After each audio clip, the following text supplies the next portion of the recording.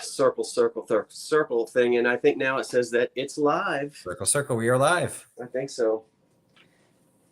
I think it takes like 15 or 20 seconds for it to sort of like light up all over the world or whatever it does. I will follow along in the chat and we'll be able to tell what the delay is. It doesn't really show up on my computer that quickly. So we'll just wait for a second and let it go ahead, and there it is. Hi, everybody. I think it looks okay. I've still got your ads coming up, so I can't see it on my phone yet. Oh, I didn't mean for them to be on there. Sorry. Oh, you can't control it. They do. We're live. Okay. Yeah, Patrick, I'm glad you said that. Hello, everyone. Hello, everyone, and welcome. Patrick, I'm glad you mentioned that because one of the things that YouTube changed a while ago, and you already know this, but I think the general public wouldn't know it. Whether you monetize or not, they're putting ads in. Do you know that, Patrick? Well, there's hundreds of channels that are not monetized, and you'll still see their ads. It just means that you can't get monetized. For those that don't know, you can't get monetized until you have at least 1,000 subscribers. No, I understand that. But I'm saying for the people that don't know that, and so though you'll still see ads on those channels, even though they can't be monetized. Right. YouTube's going to make their money. Yep. They're going to make it one way or another. Specifically, I have had people say to me, why are there so many ads, or why? And I've said over and over again, I don't choose the ads. I don't know how many run. I can demonetize my own video if I want. For instance, if I go to an organ concert and there's public works, and I just say, well, I'm not going to monetize this video. There still may be advertisements on there. And if I will say this, if you're sitting at home and an advertisement comes on for Preparation H, it has to do with what you have been searching. It doesn't have anything to do with what I may or may not know about the condition of your. But it's key too. Like, a lot of people think we do pick the ads. I know. And so when a political ad comes on, it then feels like, oh, well, this person believes this. Oh no, trust us. That's not. Doesn't matter which side of the spectrum you're on. The ad's the ad. And it's one of those. The more you know, knowledge is power. So if you get coupons in the mail for Polygrip, I didn't have anything to do with it. Alexa is listening, and you're going to start hearing. Alexa is going to hear all your Polygrip comments. Now we're both going to be hearing it. We're both going to be getting ads for that. And I just triggered my Alexa. There we go. Well, I guess I think a lot of folks know both you and me. And so I'm going to go ahead and click live chat to make sure I'm in the live chat here. And we have 100 folks. We're glad you're here. Hi, everybody. I'm Scott from the Old Curiosity Shop. Patrick, in case they don't know you, who are you? Yeah, I'm seeing a lot of names in the chat that I don't recognize. So thanks so much for joining on Scott's, and thank for Scott for having me. My name is Patrick. I'm with Trusty Huckster Mercantile. Can't even say my own channel's name. And I have been a fan of Scott's channels long before I ever started my own. And long before I started reselling. I actually learned a lot of what I started doing for reselling. I learned through Scott. So I do have an eBay store. I kind of have an Etsy store, but it's not active right now. I sell on YouTube. I sell on Instagram. And but I sell all vintage and antiques. And I do a lot of ephemera. So as we were kind of talking about what we could talk about tonight, seemed like a fun thing for us to talk about. So somebody in the chat said it's something they don't know much about. And I think that's pretty common. Ephemera doesn't get a lot of, it does not get a lot of love. It does not get a lot of attention. Oh, John Robert. I'm new to John Robert. So, well, you are new to me too, John Robert. So thanks. Thanks for joining in. Well, we are not selling anything this evening. And we're just going to relax here. And what we're going to do is we're going to just go back and forth and do a little show and tell. I have a strange variety. I don't sell a lot of ephemera for no good reason. I like it. I have some old weird family ephemera things to show you and some other fun things. And I think there might be a little trivia game we're going to play. So we'll be here for an hour or so, maybe a little bit longer. Come and go as you please. I hope this video pleasantly accompanies you with whatever you're doing tonight. Old Man Winter is not gone. I know many people are having cold and snow and I hope you're all settled in with a hot drink wherever you are, and let's get started. Patrick, why don't you go first? I'm going to go in here to this thing and make you big, and I'm going to disappear. And why don't you show us something? Well, I was trying to type an answer to a question that came in the chat, but then that makes it look like I'm not paying attention. So I will verbally answer the question from a Florida Golden Girl, love the channel name, asked if I ever come across anything from silent film era. And I do. I love antique ephemera. Like, that's my thing. People love kitsch and, you know, things from mid-century modern. That is fantastic. But what I'm always looking for is true antique, over 100 years old. And so I do come across silent film stuff. I don't think I've got anything to show in the stuff that I pulled tonight. I do sell a lot of ephemera, and admittedly, it's something I've started getting really heavy into recently, because this is a side hustle for me. Not getting too much into our channels because we're not selling, but I have a full-time gig. I'm a traveling salesman. I started reselling because I was traveling in all these different places, so I had access to a bunch of different things. And ephemera is a fun thing because I enjoy it. I have sold it pretty much consistently, but just as one thing I sell. And people started commenting like, "You have the coolest ephemera." Well, it's because I will sit in at an antique mall, or I will go into an estate sale and I will just park myself in front of boxes of paper, and I will spend literally hours just going through a couple of boxes to pick this best stuff, even though somebody else could be picking the entire area around me. Because I just think it's fun. So I started focusing on that, because as the world started opening up, I started traveling more for my real gig. I'm traveling too much. It's easy to ship. Paper is easy to ship. So it's not always necessarily big ticket items, but it's fun to sell. And because it's a side hustle, I do this because it's fun. And so what I started with is, a lot of people, this is something I was told when I named my channel, Trusty Huckster Mercantile.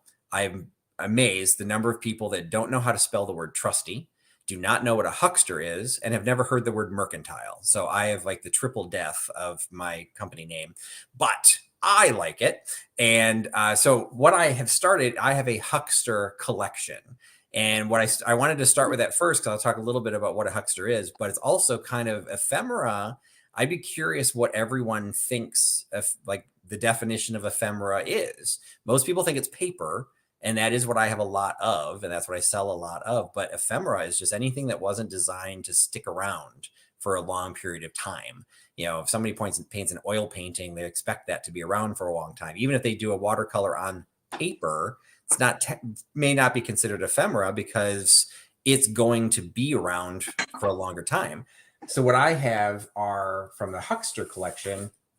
I do have paper items. Like, I have things like a huckster is a seller. In general terms, it's a negative term. I grew up in a household where salesmen, the worst thing you could be in life is a salesman or a politician or a lawyer. And so all salesmen were hucksters in my world. And then I found myself getting into my adulthood. I became a salesman. I'm like, well, I'm a trusty huckster. I'm a huckster. I sell stuff, but I'm trusty. You can trust me. So there are hucksters that exist. And if you are in a town, which was from Reading, Pennsylvania, you had to apply to be a salesman in that town. And you can see which this certificate entitles him to trade as a huckster. So I have a certificate dated 1897 for Reading, Pennsylvania, to become obviously I am not this person, but that is a registered huckster. And then I've got another application. This one goes into 1926. So they cover a long period of time. It does appear that the East Coast, particularly Pennsylvania, tended to call them hucksters. Other places called them peddlers. But if you were a huckster, you would get a badge. And so these badges all have expiration dates. So this expiration date, you can see it's in a little plastic case. I should have taken it out, but you can see it expired December 31st, 1915. So from the definition of ephemera, why would you hold on to this past 1915? It's literally no good anymore. So things like this are still considered ephemera. There's all different types. Political buttons are a type of ephemera. Canceled checks are a type of ephemera. So that's paper again. So I have a collection of about 5 or 6 of these. This one is actually, this one doesn't say where it's from. Some of them actually will say where they're from. This one's from Harrisburg from 1938, a little bit easier to read. So you can see it was Huckster number 145. So you've got your Huckster, license. The collection actually started with a book, The Hucksters. That's okay, Scott. We like looking at you too. The very first item in my collection was a gift for those people who might know Misty from Thrifter, Junker, Vintage Hunter.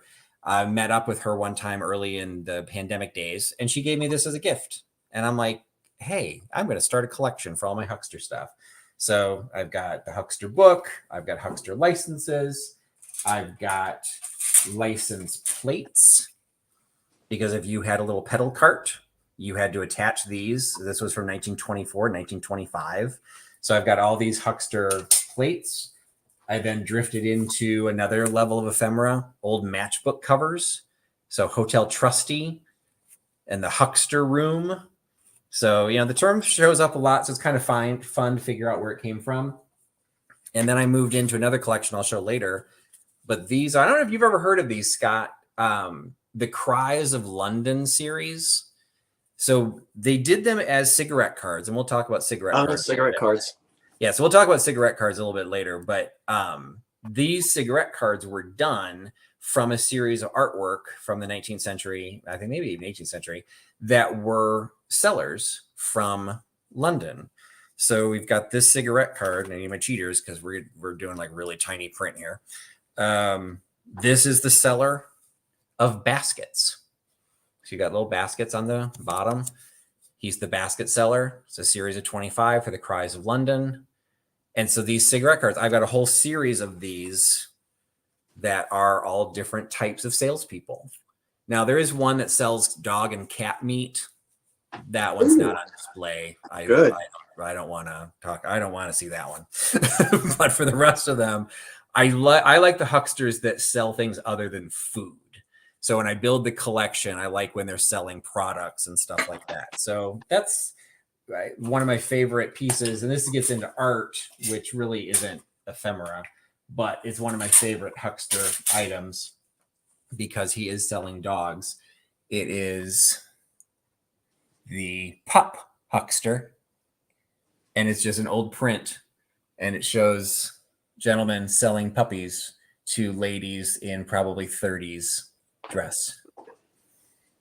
So art isn't necessarily considered ephemera, but it's a huckster piece, and I like it a lot. So then I figured, start out, educate everybody. I love Scott's channel because he educates. If you watch my channel, I tend to educate. I want people to understand what they're buying. You're not going to buy something from me because it's pink. You're going to buy something because this is where it was made. This is when it was made. So now you know what a huckster is, and that's my huckster collection. So a little variety of ephemera. Well, thank you, Patrick, for getting us started there with your collection. And if you'll bear with me for just a moment, I'll go ahead and get us back in the screen here. And I apologize if it looks like I'm pointing at everyone. I'm actually incoming. I'll get the hang of that in a minute. But so okay, that's what we'll do there. I'm actually using StreamYard on the cell phone rather than the laptop, and so I have to go up there and adjust the layout. I would like to show you now, and I am not going to read these. I'm going to read a little bit of one. I'd like to bring you back in and have your head small on the side, Patrick, so we can get your reaction, but maybe we'll do that in the next screen. I have got a stack of love letters. We're not going to look at them. We're not going to read them. But this entire stack of love letters is one way. Sadly, I don't have the return letters.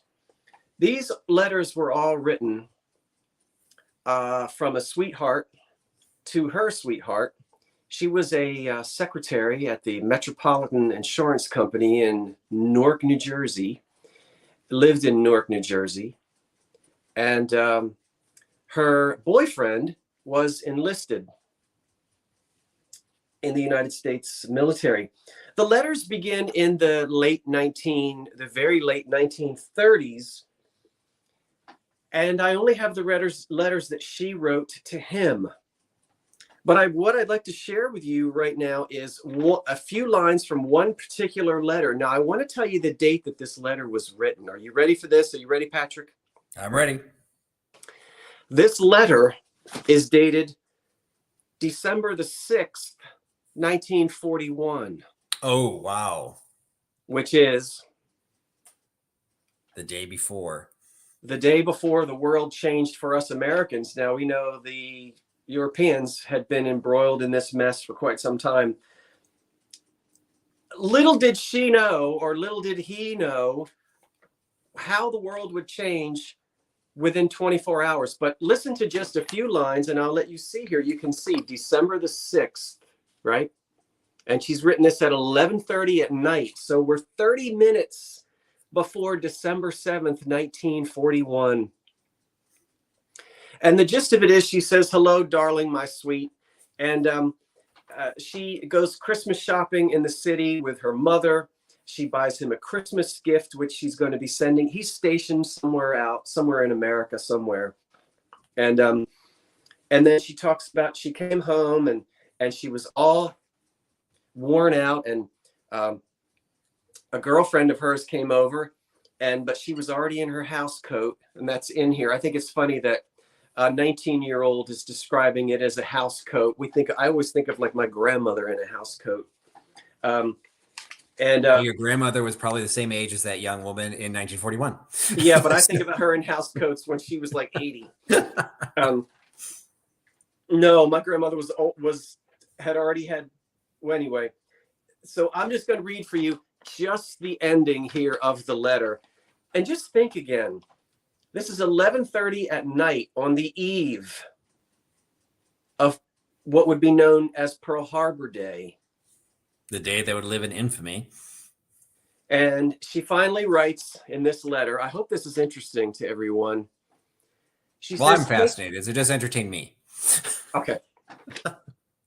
Speak to me, Scott. She says, "Take good care of yourself, my darling, and write to me. Everyone asks to be remembered.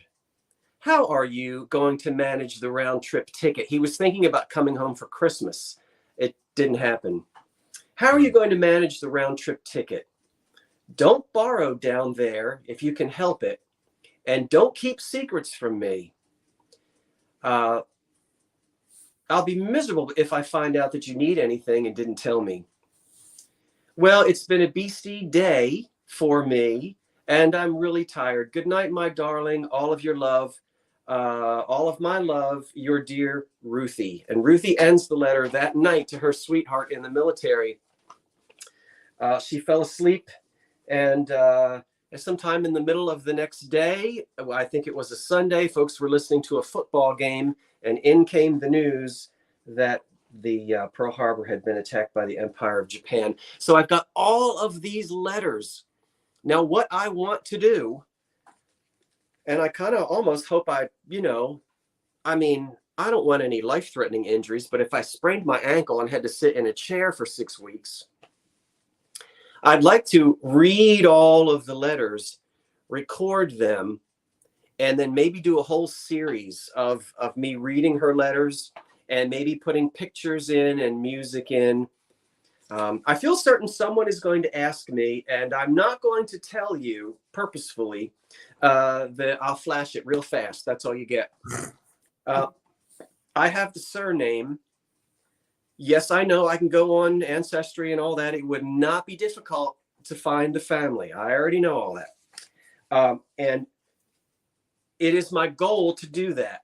There may be grandchildren. If I was the grandchild, I would want these. Let me bring you back in so we can see you, Patrick. So my goal really is to find the family, let them know that I have these. But you've got to be prepared. I would fall out of my seat to get something like this. You've got other people that go, "I don't want those back. I sent them to the auction house 5 years ago. Exactly. I didn't like that woman. You've got people that don't give a flibbity gibbet or a will-o'-the-wisp. Because you figure if he was in the military in the 40s, he was probably born in the 20s. Yeah. he probably those individuals, if assuming that he survived the war and they became a couple, and since there's that entire stack, the exchange, they probably died within the last 20 years. The family they got rid of them. There was a family that did some sort of a house cleanup and found a box and said, oh, look at all these letters. Yeah, I don't want them. And they ended up, and I've been in the same situation. I've tried to return 19th century illustrated baptismal certificates, into the family. And I've offered them for free to family members. Like, no, I don't want it. And I get it. If you're not going to display it or you're not super serious, Ancestry would be a good way to track some people down, because you might find a branch. And if they're doing their family tree, it's perfectly easy. It would be very easy to find the family. And eventually I will do that. I'm going to hold on to them. It's safekeeping. I'm going to read them, record them, maybe do some videos on it to preserve it for posterity. Giving it a new life. That's what's great about all of what we do. It's finding giving those people a voice that has not been heard literally in 80 years. They're interesting to read because, and I've read most of them. Her handwriting is pretty easy to read. She wrote every day or almost every day. I don't have his replies. I have maybe one or two replies from him. But it's just interesting as she goes throughout daily life, living in Newark, New Jersey, working as a secretary in a big insurance company. And it brings history alive to you in a way that recreations, TV shows and things, you can't get it any other way than that original source. That's what I love about it. So just to clarify, next, they're his. So they're her letters to him? They are her letters to him. So he's the one that kept them. He kept them. That's fantastic, because you figure most guys are kind of brushed with the broad strokes, like that they would be the ones just dumping it, that they weren't important. And he's the one that saved them, and hers are gone. That's fascinating. So we don't know. I haven't looked yet to see if he survived the war, if they actually did get married. But somehow these letters were saved. They were returned to the woman who wrote them. She kept them her entire life, and they stumbled into the hands of the old curiosity shop to be preserved. That's sometimes they have to fall in the right person's hands.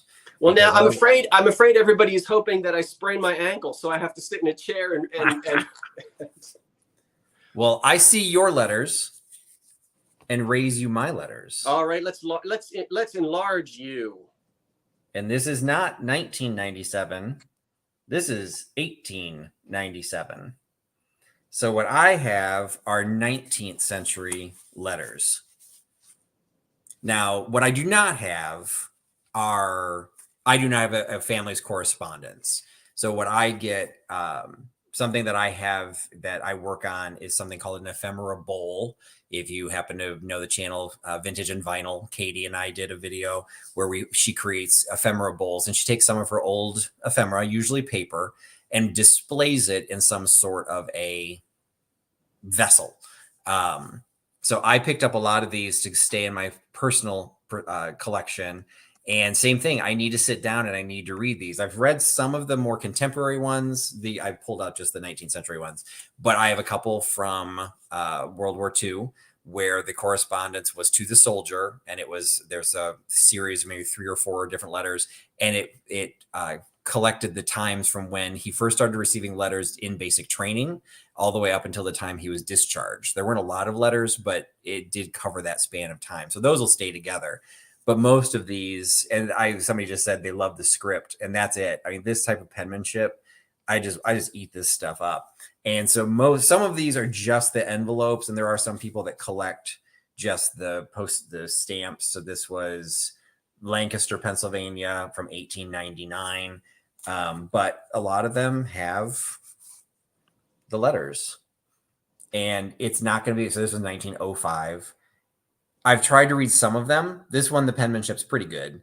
But some of them, the penmanship is it is beautiful, but it's so curlily beautiful. It's hard to read. And then you also get the fun that they're writing letters, but depending on what their education had been, a lot of the words are just phonetically spelled. So train I read one that every time they kept talking about trying to get to the train, it was just TRANE. And I just thought that was fun. But when I first saw that word, I didn't know what they were trying to get to because I could barely read the handwriting. So this is just and these are one of the more classic pieces of ephemera that people do collect. Because again, these were not designed to be around for a while, but just check out the watermark. There's an embossed, I think they're acorn and oak leaves in the corner. Sometimes they're the name of the stationery company. Sometimes they're hotel stationers. If somebody's writing a letter and they were staying at a hotel, so they actually put that all in there. And somebody put in the chat that was asking, would these letters, like the ones you have from the war and then these, would those be considered first, like primary evidence? And that's absolutely. My daughter is in grad school right now for museum studies. And yeah, so primary source for historians, they eat that kind of stuff up. They're trying to find documents like this. And sometimes it is just a letter saying, oh, hey, we're getting ready to go to the train. But then all of a sudden in there, it says, we went to the World's Fair. And then they sit there and start talking about the World's Fair. And it's just because it's in a letter that somebody kept from a Valentine or something like that. So somebody that collects World's Fair, collectibles, or somebody who studies the World's Fair, was that the World's Fair? Was that the train that crashed on the way to the 1904 World's Fair that killed all the people from the town? Okay, if you can find one of those letters, you're going to have a lot of people that want to know what that says, because it's a very specific. So first person primary evidence is fantastic. And this stuff needs to be survived, because just like a lot of people were saying in the chat, how would people not want this? You think about we all know a minimalist. We all know someone that doesn't like overly decorate, or they don't want to keep anything.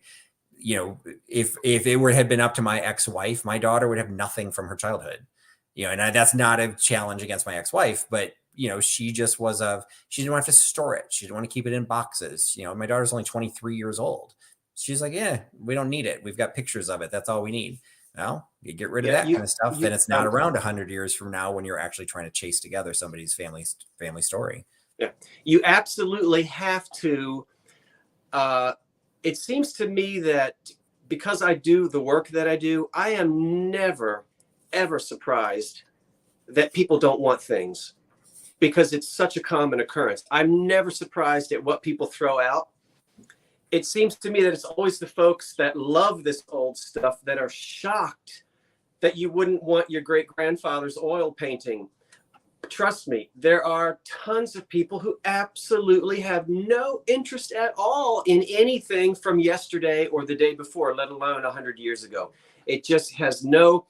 And I absolutely understand that. And I allow people to live in that space. They allow me to live in my space, and live and let live. So I like collecting the items and preserving them, and maybe passing them on, and they find new homes. But you're right, Patrick.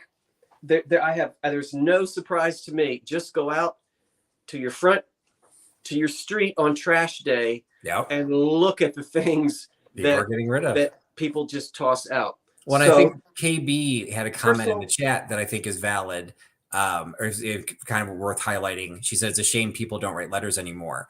This is something for people that are in, like what Scott and I do, and probably a lot of your viewers are somehow, even if they don't resell it, they're into this. Fast forward 100 years, there will be no photographs. There will be no handwritten letters. Who's printing out emails anymore? It's like when I dated my wife, we married in 1993. I do still have a box of all the love letters that we sent to each other. That once the computer took over, those became emails or instant messages. Those aren't going to be documented anymore. So you hope it's going to be documented someplace else, but it's not going to be something people are going to collect, because who's going to collect a printout of an email? And photographs is probably, I think, the biggest travesty. But even I don't print out my photographs. You're going to lose decades of documented history simply because families are no longer printing out their pictures.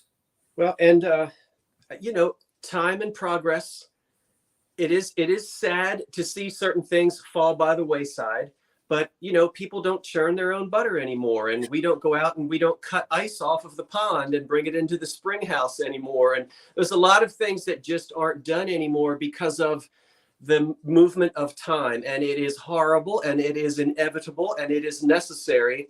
And sadly, one of the casualties will be the handwritten note. So I agree, we can mourn the loss of it, but we we relish in what's left behind.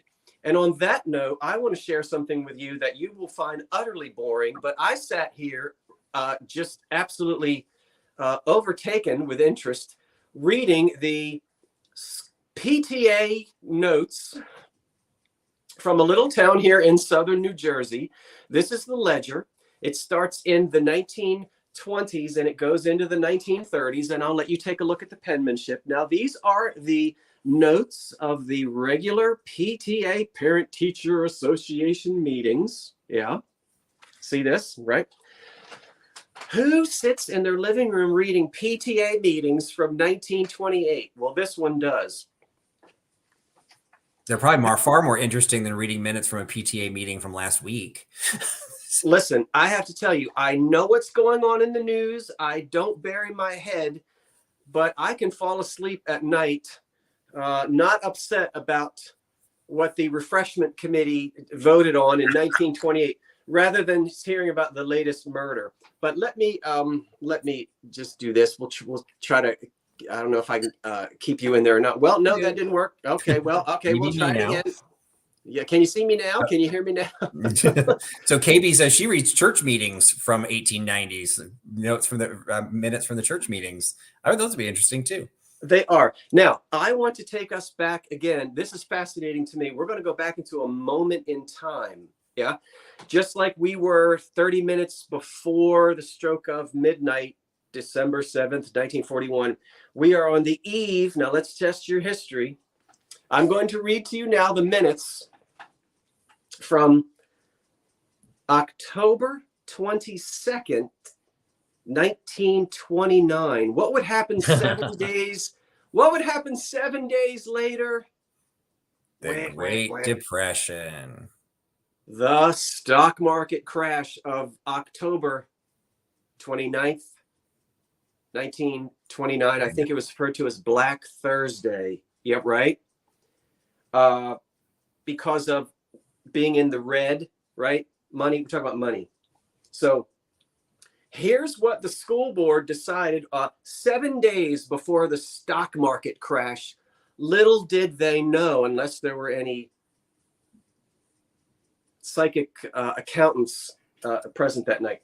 So here's what we have. And so this is fascinating to me also. Okay, listen here. Now, this says a special meeting was called, Patrick. This is a special meeting. On the above date, a special meeting of the executive board was called by the president at her home to decide about a pinochle suggested by Mrs. Foxhill to be held in the fire hall to increase our fund for the playground equipment. Now, I'm going to stop right there because my grandparents played pinochle, but they're using the word pinochle here grammatically as a noun to describe an event rather than an adjective to describe a type of card game. So in other words, they're saying that they are planning to have a pinochle. I had never heard it used that way. Patrick, had you? I have, because my parents actually played it. Well, and but that's what I grew up that was referred to as well. That it was a standalone term. So they would say we are going to a pinochle. I don't know if they put the article in front of it. But that's the. No, I see what you're saying. Right. I see what you're saying. So there's like a poker game.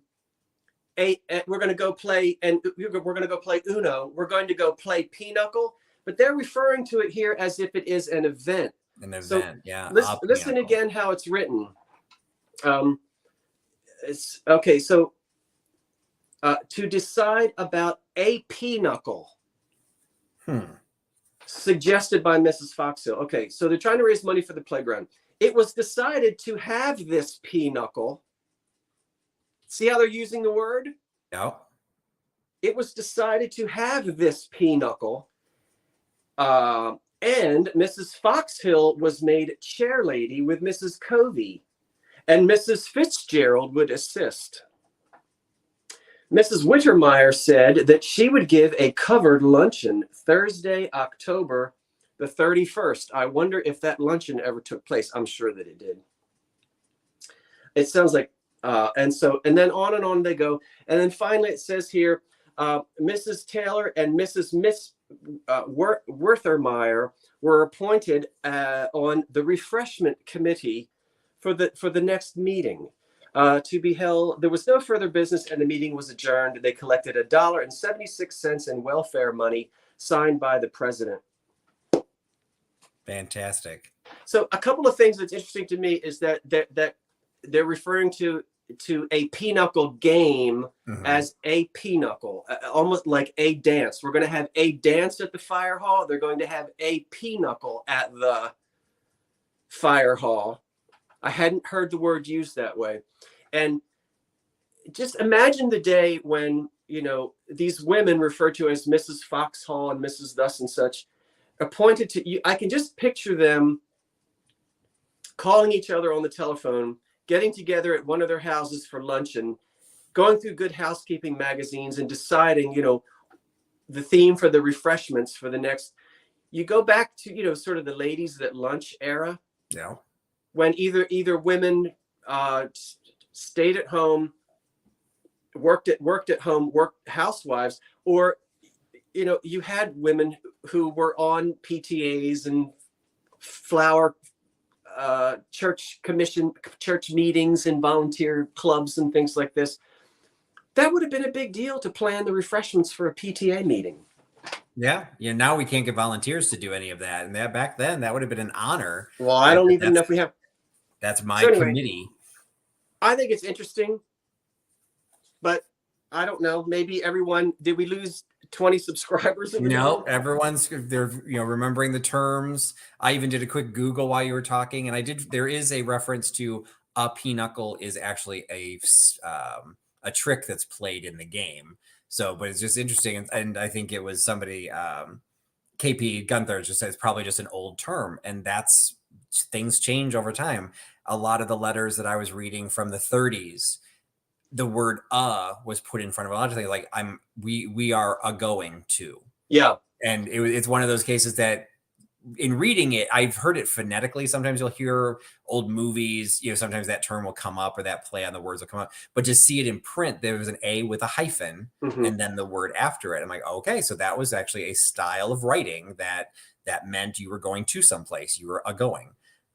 So things changed. So you were talking about the Good Housekeeping magazine. So I decided to pull up my magazine that I pulled. And I pulled this out specifically for you, Scott. Oh, well, let me enlarge you. Because although I know that your bungalow is absolutely fascinating to follow along your process as a bungalow, it makes me completely shames me that I don't do things at my own place. I'm off by a couple of years, but I found this supplement that has been bound from the 1923 home. So we missed you by a couple of years, but check out the cover page of this magazine supplement. The Home, 1923. Wow. Oh, so beautiful. It was a supplement that you got with the newspaper. Yeah. So it was an insert to the Women's Weekly. And it'll solve all of your woes, Scott. It's going to tell you how to arrange your furniture. Oh, yes.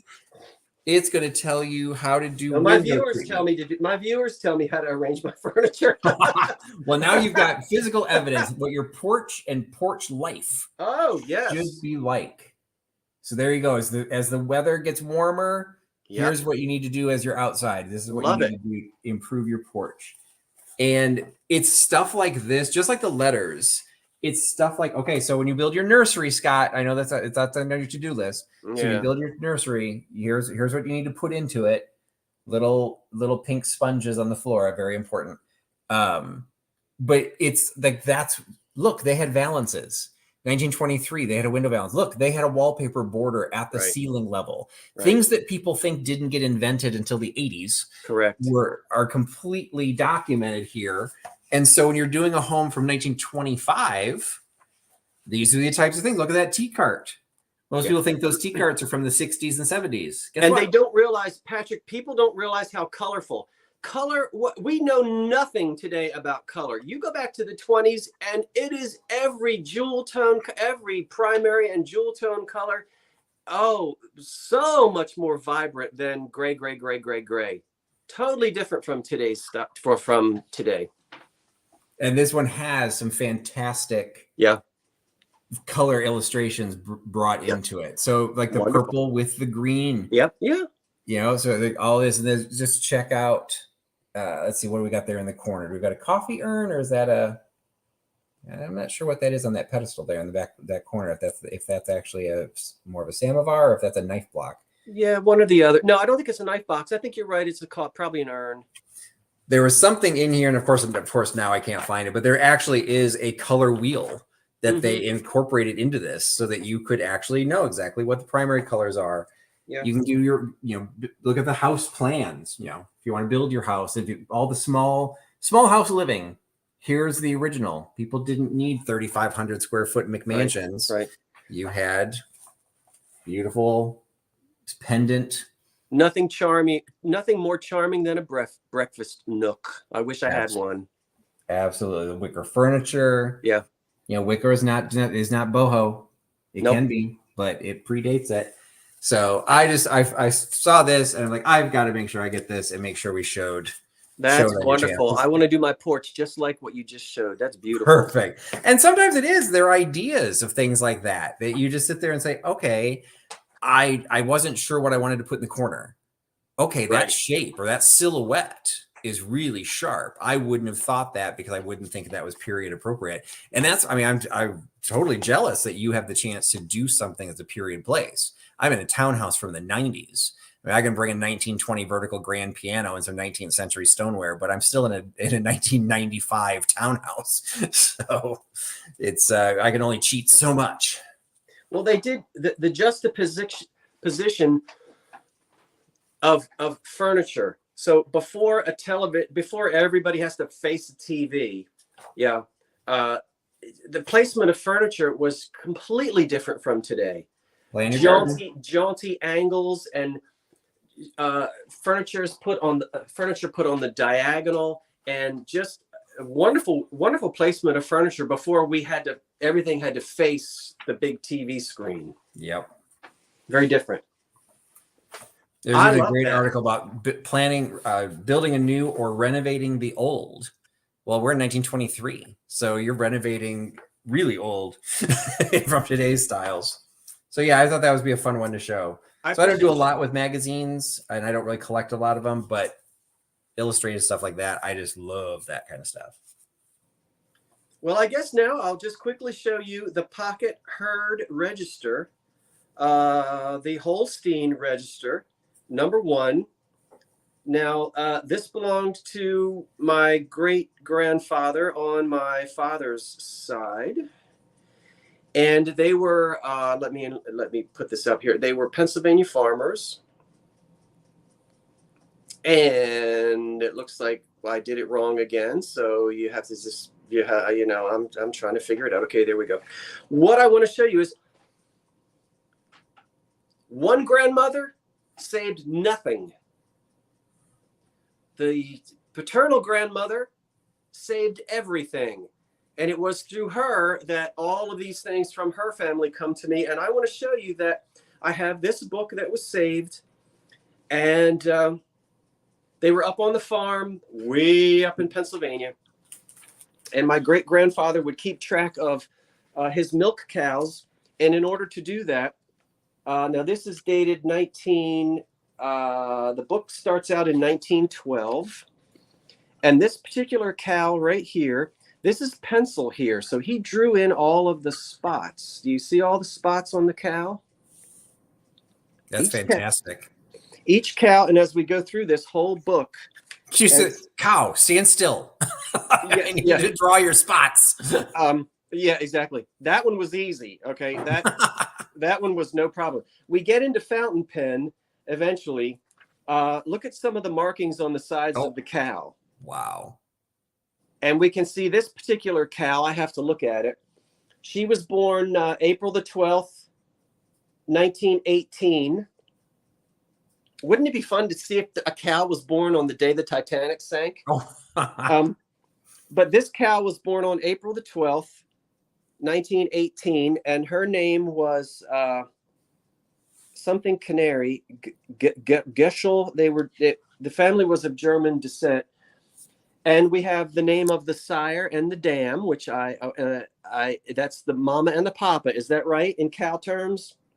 I would not have known that, but yes, I would say that that would be correct. The sire was Frank and the dam was Delta. Do we have any old farm people out there that can tell? I think the sire and the dam is the mother and the father. And then the cow was bred, and we have all the dates and who she was bred with, which bull, got his business on, pardon the expression. And bless her little old heart, we have a thing here that says final disposition, and I have to warn the faint-hearted. And you're getting confirmation that sire and dam is exactly what you think it is. Okay. Sometimes the final disposition is pork chop. Well, not pork chops. So that would be a pig. Right? Prime rib. Hamburger time. So sometimes they're butchered. But I will have you know that this lovely thing right here, she passed away on March the 30th, 1924. So how old was she? She was born in 1918. She was what, 6 years old? Yeah. So she was 6 years old. So I think this is just hilarious. Now, it's so she wasn't veal. Huh? She wasn't veal if she was 6 years old. So all of these are in here, and then the whole family tree of some of these cows are in here, and it goes on and on. And the funny thing is that I can tell you now,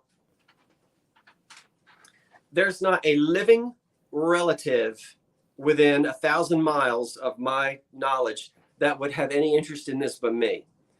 What am I going to do with my great-grandfather's cattle registry? I'll tell you what'll happen to it. You already know, Patrick. When my time comes and the estate sale people come in here, where will this wind up? At an auction? You will have plenty of people, myself included, traveling across the country to get to your estate sale. Oh, well, wait, I'll take it. Come on over. Until then, this is just one of those cases that you put it. And I have several things. Like I have some small collections. I didn't grab them for here because they're not really ephemera. But like one of my collections is 19th and 18th century mother of pearl gaming counters. They sit in a little Picard Oliver Gold Lotus bowl. There's probably about 25, 30 of them. They sit right next to the coasters because every house should have a coaster. But they sit right next to the coasters. So when people are in my house, they'll sit there like, oh, what are these? And they sit there and start playing with them. And they ask, and it's a conversation piece. If you put that on your coffee table next to whatever, all of your other great books that you've got, that would be a fantastic conversation. And it's also like super practical because I don't know anything about animal husbandry, but I'm going to assume if it's anything like dog, like pet husbandry, you have to keep track of where all these cows and bulls end up, because if they start mating with their brothers and their sisters, you're going to have some really weird results. Yeah. So you have to have that family tree. To back up a second and sort of just to finish the point. Sandy's coming for your lamps. Yeah. The point is that this will leave, more than likely, this will leave my family when I'm dead and gone. And that's what happens to stuff. We're not taking it with us. You don't ever see a hearse pulling a U-Haul. I think it's fantastic if you have people that you can pass things on to that are excited about it. And I hold on to these things because I will say this, who knows? I could be sitting here one day in my 90s. Hopefully I'm just sitting here in my 90s. Maybe there'll be a knock on the door, and some great distant third cousin, twice removed something says, hey, I think I might be related to you. Wouldn't that be the jackpot for that person to come in? If it happens, it happens. If it doesn't, it doesn't. Well, Scott, I think we're distantly related. So I will just make sure I show up at your doorstep and say, well, come on, distant relation. Give me all your stuff. Coming over when I'm 90. So I'm curious to know, because I don't want us to talk too much, Patrick. Let's involve the audience and maybe play one of the games. But I'd like to know from the audience. I'd like to get the audience involved with this. And maybe you can help me with the comments, Patrick, for us to see them.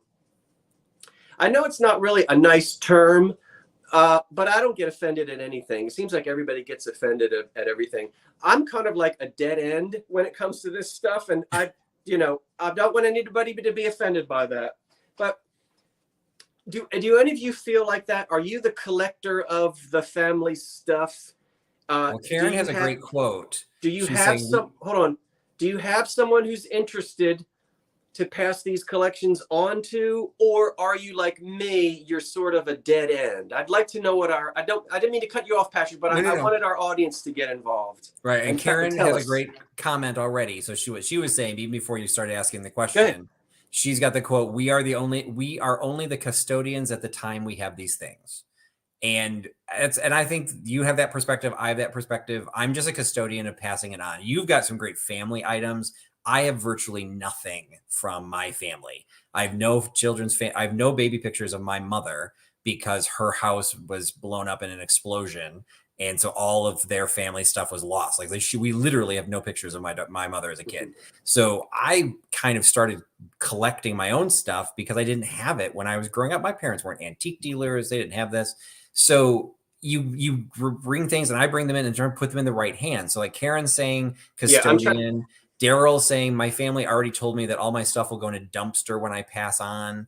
That's going to happen. I would say like for my part, and this is kind of like a public service announcement, my stoneware, some of it's valuable, some of it's not. I've told my daughter, you can just send this whole thing to Goodwill and it'll make some reseller super happy. But all right, hold on. I'm trying to do some comments. I can't show them. I can see them, but I can't put them up on screen. All right, I'm trying to read. Bix said he's a dead end. Andy says we're like you. It's a dead end with us. Yeah. I don't know if I'm able to. Rosie says I have no. There you go. Now they're showing up. I didn't mean to. I just. No. I'm glad you could get them pop-ups. Okay. Middle child, great grandmother's trunk from when she landed in Ellis Island. That's fantastic. In a bedroom, saving for my son, live in the Boston area with my millennial son. And hopefully your son will want that trunk. My daughter's told me she doesn't particularly care for anything. She's getting a master's in museum studies and she doesn't want to keep any of this stuff. Yeah. So I just mark it. So, hey, make sure you sell it to somebody. Don't just give it all away. Okay. So Rocky's the dead end. My father researched our genealogy to great length and detail. Our daughters love this stuff too. That's very good. Very important. Whole box of old pictures of Plum Creek, Pennsylvania. I'm assuming that's a town from the 20s and 30s, and no one is interested and no idea who they all are. Yeah, Briarly, it's interesting. And I think that one of the things we can do, for those of us who are sort of dead ends, now there's a difference. I want to say something. There's a difference between being a custodian of things that can eventually go to an auction house and find their way into new homes. I'm talking about personal family items that you wish could remain in a family. So I want to make a distinction between, well, I've gone out and I've bought all this art, which doesn't really have any provenance in the family. Yes, that stuff can be in an estate, You're right. That's a good differentiation. But like this kind of thing, like my great grandfather's cows. So Darren Hansen has, yes, I'm the collector of my family's stuff, and my heirs have already said they're only interested in the value of my house and car. Well, that's unfortunate. Yeah. So that's the family stuff. I don't know how you make a comment go away once you put it on there. I think if you click it again, I think it will go away. Okay. Well, I've just put someone else on there. But what I wanted to say is, sorry, I know I'm doing all this pointing and I'm sure that's annoying people. There's always local historical societies. And so, I've got a ton of stuff from a certain area of Pennsylvania, and I have items that go way back to the early 1800s. If there comes a point where I don't think there's going to be any family member that wants it, I'll drive it all up there. Historical societies love that kind of thing, rather than it just winding up in a box and somebody coming in and throwing it in the trash. Don't forget your local historical societies. And sometimes resellers, and that's, I mean, different people have different perspectives on what you and I do. Yeah. But, you know, for some of us, I have up in my office, I have a big, like file box, probably from the 40s, I would say. And it is a collection of square dancing instructions. This was a square dancing caller that wrote all of his own dances and put them all out on the cards. When he died, it just got sold. And I'm like, if this got in the wrong hands, it would get broken up and all those little cards would get framed and, oh, aren't these cute? It's like, no, this is actually a capsule that the family didn't care about. You know, so I'm trying to figure out, does it go to a historical society? Does it go to, is there a square dancing museum? Like, I have no idea, but you know, sometimes it can end up in the right place, but that's why some of what we collect is so rare now, because no one kept it. There you go. You got rid of it. Patrick, we've been talking for an hour. Would you go and get your trivia questions so we can involve? You bet. Okay. So what I have is copyrighted 1938. True or false fun quiz. So these were party games. So the concept behind this is there are actual multiple sheets that you would hand out at a party. And then you would have everyone do their, put in their name, do their score, and then I guess give prizes or whatever. So we're going to do, now remember, this is 1938. So we're going to be asking so some of these questions, I'll be shocked if anyone knows. So we'll go with number one. Quiz one, number one. True or false? So you have 50-50 chance. Yvette is the name of one of the Dion quintuplets. True. False. Oh, there's no, Annette. Couldn't I at least know who the Dion quintuplets are? But well, I know who they are. Is it Annette? It doesn't say who they are. It just says that, unfortunately, is false. Why don't they give us their names? Because all the answers have to fit on the back of the page. See, I don't feel bad. Everybody else in the chat said true. I think there was an Annette. They were French Canadians, weren't they? Right. All right. So again, 1938. True or false? New York is larger than London. In 1938. Can I guess? Absolutely. I'm not, I don't see the chat because I can't. I'm going to guess maybe yes by that time.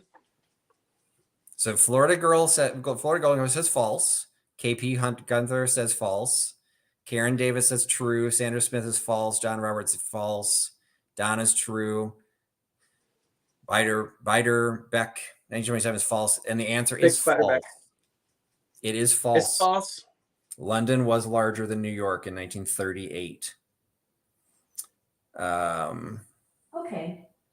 Okay, now I've got it. I triggered my Alexa. And some of the fool's cap, in quotes, fool's cap, FOOLSCAP, is the headgear of a dunce. True or false? A fool's cap is the headgear of a dunce? Yeah, so what's the little cone hat that gets put on? Is it called a fool's cap? Sounds good to me. I never had to wear one, but I'm old enough to remember being put in the corner. My parents. This one actually gives the right answer. And so unfortunately now it's going to be hard to tell whether people. All right, I see Beiderbecke again and saying false. So I think some comments are coming in. It is false. Fool's cap is actually writing paper. And I'd actually heard that. I'd actually heard of fool's cap. It's a type of paper. So it's just called a dunce cap, I guess. Yeah. It doesn't say what an actual cap would be. Let's see. Gutenberg invented the linotype machine. Give us a thumbs up, everybody, in the comments, if you would. Be so kind. Okay, and Cindy Neal came back. Annette is the name Scott, and as of 2021, she was still living. So one of the Dion quintuplets was still alive in 2021.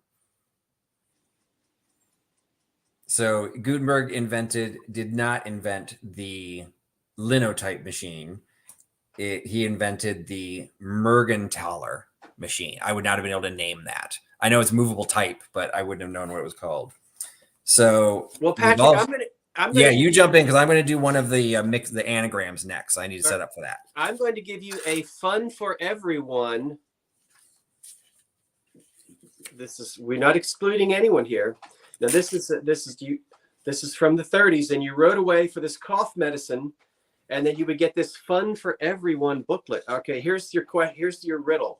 What part of a car causes most accidents? Now we'll let you. What part of a car causes most accidents? Now this is fun for everyone, like a slinky. So like the brakes, or it's the front end because that's what hits the people. Well, what are they saying? Driver. We've got answers coming as the driver. Mm-hmm. I'm highlighting you guys. We got steering wheel. So is the driver the right answer? The answer is the nut that holds the steering wheel. So the driver. All right, I'll give you one more. Well, are you ready? So isn't this riveting entertainment on a Tuesday night? Is it Tuesday night? Yeah, I've lost track. Yes, we got Tuesday night. What is a good thing to part with? What is a good thing to part with? Good wishes. Good thing to part with. Not my money. Goodwill. I'm looking to see if anybody. Oh. And I think the first person I see to get it is that one right there. It's too small for me to see. Yeah, we got the wordplay going on. So yeah, I think Bryn was the first one that had that. I think in the heart of old things. I heard old things. Yep. A comb. Perfect. So I want you to take a look at the crowd. Is this what everyone looks like tonight? Having fun? Fun for everyone. That's the fun they're having. I've already undone my bow tie, so I don't quite look like that. Is this one crying? There's laughter, there's tears. Fun for everyone, as long as you're, a bunch of white people in 1938. So we're not inclusive yet, but thank goodness we get there. I don't have access to show. Actually, you know what? I can type in. I'll go ahead and type in my message. So now that you know how to show it, you can type in the anagram. Go ahead and do your next one. I was just letting you know that's what I was going to do. Well, I don't have a next one, but I guess while you're doing that, I'll just let everybody see a cute little Easter card since we have. Aw. The season is coming.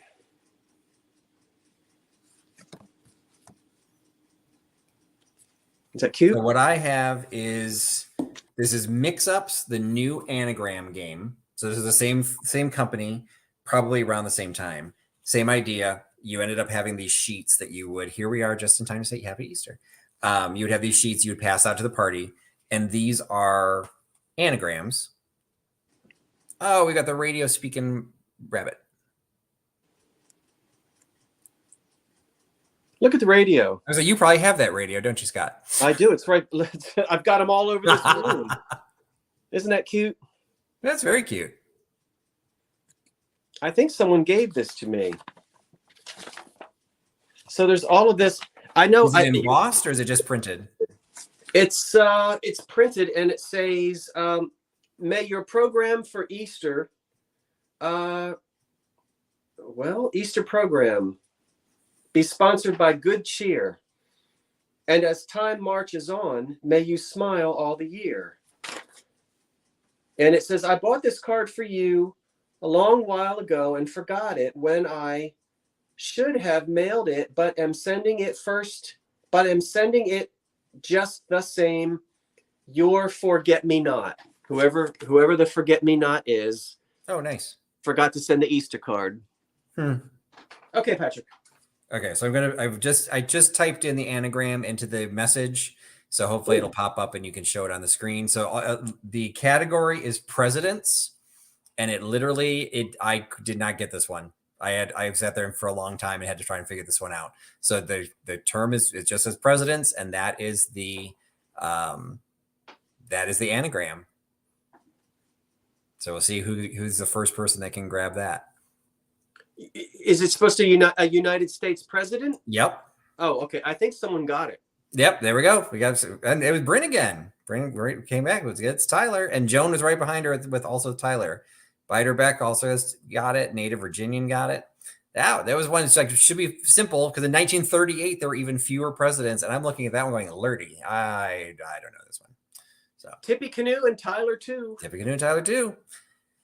I'd be curious what we've been talking about, like what you have from your family stuff, what I collect, because a lot of mine is really I collect, some of it I resell. I'm curious what people are collecting themselves. Like for those of you who are watching this because you also collect ephemera, what do you have? And some of the ones that we're talking about, the stuff that you're keeping for your family, what's some of your favorite pieces, like just more unique? You can't show us, but would love to hear what people collect, because the next thing I was going to show is actually part of a collection.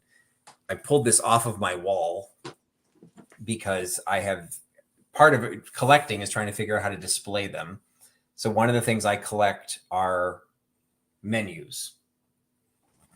And these are, apologize for the reflection, but these are all mostly pre-World War II cruise ship menus. Victorian paper clips. That's awesome. I don't even know what a Victorian paperclip looks like. Rudolph Valentino, fantastic. Patricia does advertising. So I love these. I love travel. I used to do international travel for my work. I've been to 35 countries.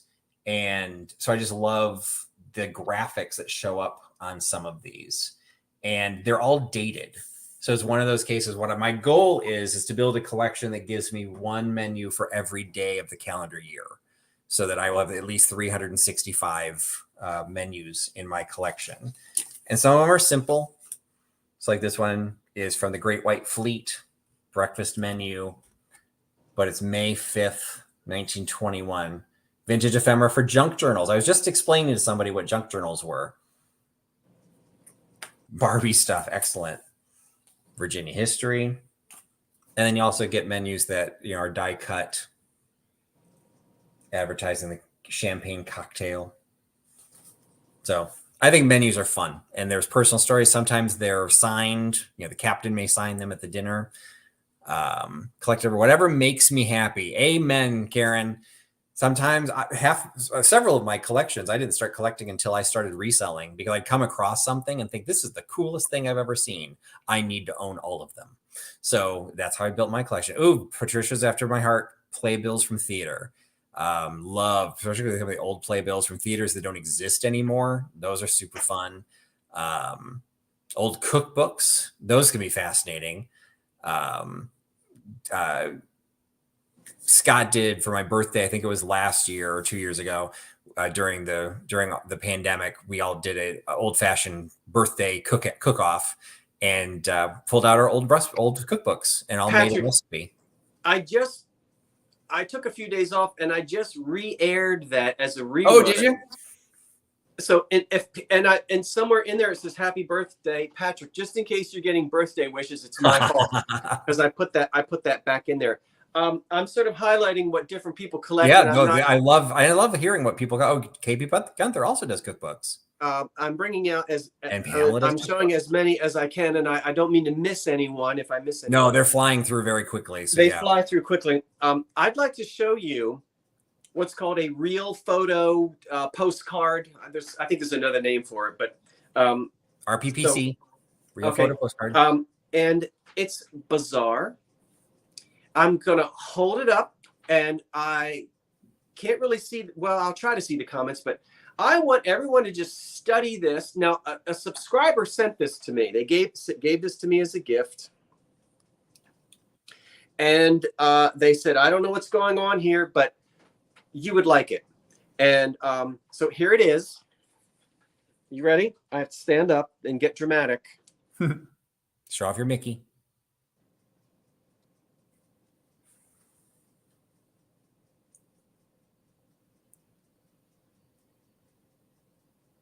Silence. What is that? Now, I will zoom in. Are you ready for me to zoom in? Sure. I don't know how well everyone is able to see. So we have a clarinet player over here. Okay. There looks to be like some type of, well, you narrate, Patrick. Yeah, so he's got his foot on a contraption that has a gigantic hammer that will swing. that assuming he pushes it, it will hit that clown on the head. I can't quite tell what that clown is holding, though. A musical the triangle. long bar thing that the one that's about to get hit. I can't tell what he's holding. And then he will do something that will trigger the triangle player in front of him. But I can't tell what he's going to do to trigger or to impact the triangle player. Is it a pair of scissors that he's holding? Is he going to cut something? I don't know what this is from, and I don't recognize the clowns.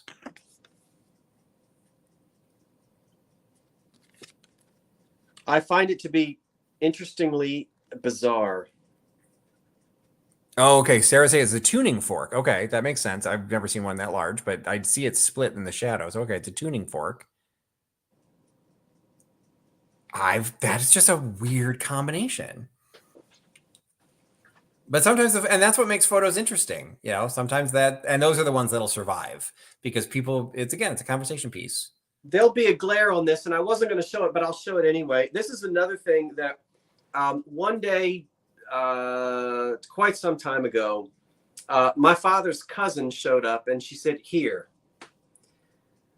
So she gave me all of this stuff, and obviously my father's cousin, she and I descend from the same grandparents, as you go back. Nobody wanted it, but they gave it to me. This is the marriage certificate.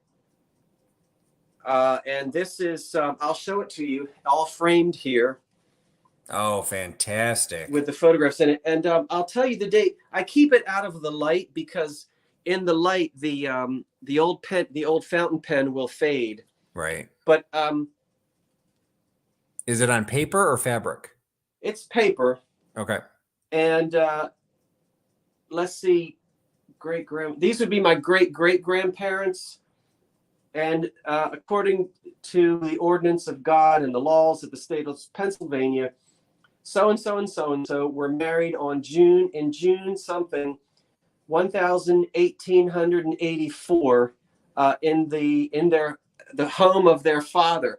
That was the farm. Oh, this is the same farm that these cows lived on. So, but this man is not the one who kept the log. It was his son. So that's great, and his son, the great, kept this log. But I've got this of the two of them, and it's going to be hung up. I'm going to hang it up in this room, but because I have family things. But this will be hung up in a dark corner where sunlight can't reach it, and the glass is protected. That's beautiful. And you're getting many comments on how wonderful that is. Pamela has a similar certificate to yours. Saved like that. And it's so large, you can't fold it up and put it in a Bible. It's 1884. So you can't really put it in and then this is just hysterical to me because this is also from the farm. And this dates to the 40s. And it's a ledger that my great-grandmother kept, and this one is in the 40s, and her brothers did not want to farm, and they got jobs during the war, and they all left the farm, so she stayed on the farm, but she wrote in here every cent that she spent on anything, and it's fascinating to go through here. I'll just read a couple of them, and this is in July of 1947. She paid her bill to the Scranton Tribune, the newspaper. That was $3. She had her Buick repaired. That was $137 to repair the Buick. You got to keep the Buick in good shape. Yeah. She paid her grocery bill, $4. That's when they would keep a tab at the the local market. And then she received a milk check. They had milk cows on that farm. And so she received a check for $429 for the cows being milked. But then she had a tire repaired on the Buick. That was $1. And she sold 2 dozen eggs to somebody. And the price is in here. But she just wrote all of this stuff down. And why on earth should I hold on to this? So she has it has as in and out. So it's really like an accounting ledger. Oh, what was the income and then what did she spend back out? That's fantastic. Yeah, in and out. I mean, this was the bank ledger. And this is my grandmother here, my grandmother's name, and she paid her, it says for labor, she paid her daughter $5. I hadn't seen that before. On January the 12th, 1948. What did my grandmother do? What kind of work did she do on the farm that my grandmother gave her, great grandmother gave her $5? I don't know. And ain't none of them around anymore to ask them. Patrick, And that's what's fantastic that you have all this stuff from your family. Yeah. So even though that might be something that people are like, well, why would you want that? The fact that it's somebody from your family, that is why you would want that. You know, Well, that that's why I you want have you have farmers in your family. Like, that's fantastic. What have you got? What's next? The next one, you were talking about the wedding certificate, like what you were going to hang. So another piece, and I talked a little bit that in some cases art wouldn't be considered like true ephemera, just what, like your wedding certificate would be. I have this. Let me blow you up. And it's one of my favorite pieces. And I picked this up at a Goodwill for $5. And it is an 1860s to 1880s calligraphic flourish. And so it is there's a Latin phrase written into it. Got the image of a bird.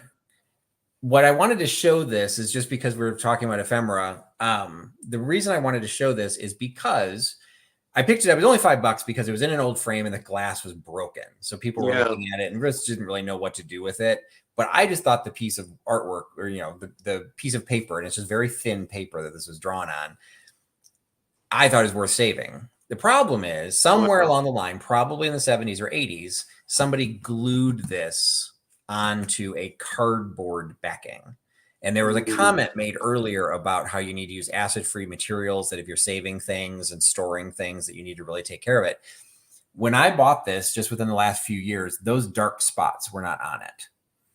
It's continuing to age because the cardboard in the backing of this is eating into the paper.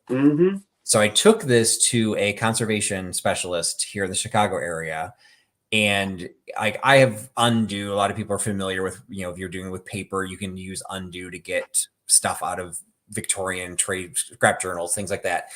The paper so thin, I didn't want to risk that. It took them a long time to figure out what they could do with it. And the end result was, in order to lift that off of the paper and remove whatever adhesive was used, was going to cost me over $1,000 to restore this. Yeah. And I said, that's good. Just give it back. Right. So I will be the caretaker of this until it dies, basically. Yeah. But if people are in love with their family items, if they're in love with, you know, anything that you're collecting, anything that you come across because it brings you joy, try and bring some care to it. Because if you do something that's irreparable, like this gluing it to a piece of acidic paper, future generations won't be able to appreciate it. So like you said, you can't hang your certificate in sunlight because the ink is going to disappear, you know, so you have to take care, or you have to, you know, put UV glass or something, which is expensive. So if people don't want to do that, I do feel like I'm a caretaker for future generations. I want to protect it, but I can't justify the cost. Right. So unfortunately, I will enjoy it as much as I can. I haven't even gotten a frame for it yet. I just got it back a couple weeks ago, and they were devastated. They're like, "We wish we could tell you something different," but they tried to lift the corners. They had to try like 5, 6, 7 different types of adhesive solvents, and then to do it, they just had to sit there and like do a millimeter at a time. And they said it's going to take us hours to release this. And I get it, you know, if that's not reasonable. Right. So yes, I am going to frame it again. It's going to sit up on my piano. I'm going to try and at least put some UV glass over it so that I'll protect what I can. I don't get a lot of sunlight on this side of the room, but protect what I can. But I just noticed it's darker than even when I got it a few years ago. So I just wanted to show that as an example of, we are what we talked about before. Like people were saying, we're the caretakers of these items. Even if you don't think it's important or it's not particularly valuable, put some time into it, put some effort into it, and hopefully future people will be able to appreciate it. Because I think that is gorgeous. And I will be proud to have it on display in my home. It's just unfortunate that my grandchildren won't be able to have it on display in their home, like most likely. Yeah, I've had That's beautiful, Patrick. I know just from doing the videos, I've had all kinds of things, and I get comments from people time to time about get all this acid free, and I understand all of that. I think I want to say to folks, have you priced any of it? I mean, like I would have to have a lot of discretionary income if I wanted to acid free paper everything. I don't have the income to be able to do that. So yeah, I mean, there's certain things you just sort of have to just let time do what it's going to do, because how else could you do it? All right, a couple funny things. I think this is humorous. This is a letterhead from a Philadelphia tailor. Very portly, almost like President Taft's gentleman there getting outfitted. And I'll let you see the, well, I guess, can you? We could see the illustration of him, but we couldn't see the whole. Okay, we couldn't see the whole document. Okay, well, we'll just let you. I'll just show a couple. Tailors and haberdashers and manufacturers of fine shirts. La Crosse, Wisconsin. We're getting to my neck of the woods. Oh, this one is Wisconsin. Okay, I said Philadelphia. I made a mistake. This is Wisconsin. He was eating a lot of cheese, wasn't he? And then, have you ever seen a 1940s gas ration card for gasoline? I'll let you everybody see. I love the ration cards. I have a French ration card after World War I that was rationing sugar, and I'm fascinated by it. It was rationing sugar in France. Body style sedan, Pennsylvania, Plymouth. Okay, excellent. So it was a unit of, was this, you said, for gasoline? Mm-hmm. I wonder what the unit would have been. Like enough to fill your car, or would that be like a gallon? I don't know. Maybe our viewers know. It's really not expensive, Scott. Well, I have to tell you, I'm not sure what you're referring to, but a lot of conservative, what am I trying to say? Conservation. The stuff I saw was very pricey. It would have added up in no time. I'm talking about. I think what the Merry Widows is correct, that the sheets of tissue paper, if you just want to separate it, but just a box is going to be $30 to $40, to get into some of this stuff, and particularly when you're dealing with larger sizes. Well, and UV glass costs a fortune. Yeah, and you said yourself it would be $1,000 to. Yeah, just to reverse that. So that's not even to remount it onto anything. That'd just be to reverse it. I appreciate your comment. I don't have. What? So it is. Okay. It's fine. It's a balance. It's a balancing act. It's like return on investment, return on time. You got to decide too. I mean, you have so much money to spend on things. And Pennsylvania Railroad. I just picked up a Pennsylvania Railroad 1914 pass. So yours is older. What year is yours? 18. No, what does that say at the bottom? I don't know. Can you see the date? It's not quite. It's March 7th, but I can't see what the printed date is. I think it might say 1898. Oh, it's 1898. Yeah. Fantastic. Yeah, mine's 1914. Yours is prettier. So what, from Jersey City to Philadelphia? Fantastic. It's a Pennsylvania Railroad Company pass. Uh-huh. And mine just says 1914 on it. So you take a trip. I love this. This is cute. This says, Merry Christmas. This is the Bank of Friendship, 1923, the Sincerity Branch. And it says, pay to Miss Margaret 365 days of health, happiness, prosperity, and peace, and charge to the account of whoever it is, non-transferable. It's just a little comical thing. I've never seen it. That's fun. Isn't that cute for Christmas? And people love Christmas stuff because you get to put it out for a little while and then you can put it away. Yeah. I thought it was not transferable. I'm only giving this to one person. They cannot give happiness to anyone else. The Serenity Branch. Isn't that cute? That's very cute. All right. Do you have a few more questions for the audience? And then show something else, maybe? A couple more true false. We won't be here too much longer. So, true or false? Cole Porter composed Alexander's Ragtime Band. Scott's definitely giving a thumbs down because Scott can probably tell us who actually did. Oh, everybody can tell you who did. It was Irving Berlin. Irving Berlin. Very good. Let's see. So so remember, this is 1938. So we're pre-World War II, but we're theoretically past the Depression. True or false? Herbert Hoover once said, 2 chickens in every pot. And a car in every garage. I thought it was a chicken in every pot. I didn't know it was 2 chickens in every pot, because it is true. But I thought he only said a chicken in every pot. And you get to talk about that in the Hoovervilles. And do you know what a Hoover flag is? Does anyone in the audience know what a Hoover flag is? Again, thinking of the Depression. Got to make the questions a little bit harder than just true or false, so we could guess those answers. Yeah. I'm waiting to see if they can tell us. Mary said her dad always said 1 chicken in a pot.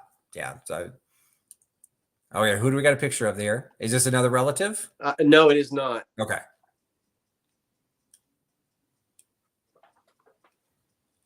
I haven't seen any answers come across on the Hoover flag.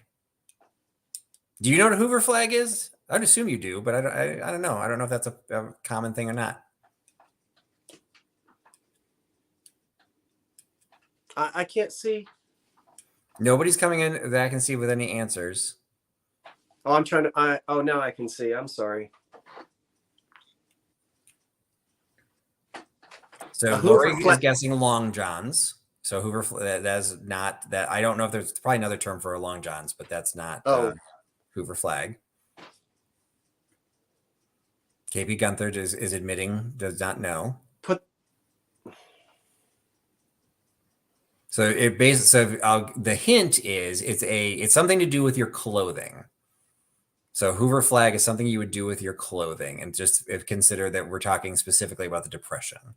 What could you do to your clothing that would be related to money that could then look like a flag? Oh, Mary said she's never heard of that, but she looked it up. Google's an amazing thing. So since Marie had the time to look it up, everyone else could have done the same thing. So Hoover flag is when you take your pants pockets, typically a gentleman at that time, and pull them inside out so that the lining of the pocket is exposed to show that you have no money. Those were your Hoover flags. So you could have a Hoover flag showing that you have 0 money in your pockets because you are poor. We'd like to thank you, Herbert Hoover. Yeah. Yeah, we go back to the songs of Annie. All right, we'll do another. This is a different quiz. This is number 2. El Greco was a South American bandit. Aw, cute. Merry Christmas. And Mary Beth's correct. A lot of Hoover flags were flying in those days. Absolutely. Is that a card or is that like a die cut that you would use as a display? Oh, so they sent it as a card. Oh, fantastic. They did. It says, I send Gertrude. Oh, I send Gertrude. Oh, I send greetings from all of us, the Jersey girls. I didn't know Jersey girls. This must be. Now, this is obviously, oh my goodness. I have just discovered something for the anthropologists. She's obviously got her little 1920s haircut. I did not know. And if we turn it over, it says, I send greetings from all of us Jersey girls. Look at that. In quotes and everything. Can you see it, Patrick? Yep, absolutely. So I don't know if the audience, I don't know if the world at large is aware of like Jersey Girl. I will say in Chicago, I am not. Jersey Shore is as close as I'm going to get to that. So I have no idea what Jersey Girl would be. Okay, well, we'll just let it go. I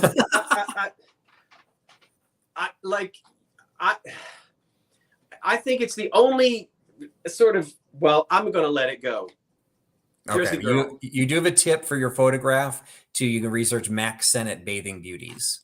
I think that is a viable lead on your. Oh, Carol's a Jersey girl. Well, Carol, you tell us what's a Jersey girl. I'm not going to get in trouble. It's really not. It's not. People have to just relax and lighten up and laugh a little bit. It can be pejorative, but it can also be just a fun. It can, you got a lot of people, I'm a proud Jersey girl, but then you've got it comes from a certain place, Jersey girl. Anyway, I didn't want to get off on that. No, that's the fun thing about those types of cards. You'll see references, or you'll hear a reference like, "Oh, I didn't even know this was a term back in the 20s." I mean, I would have thought Jersey girl would have only been in our language within the last 20 years or so. But here we've got a card that's almost 100 years old, and it's the Jersey girls. I love that. So we got Bruce is in love with a Jersey girl. There's a song, Jersey Girl. Justine is a transplanted Jersey girl. Yeah. We have attitude, according to Carol. So Carol's a Jersey girl. She said we have attitude.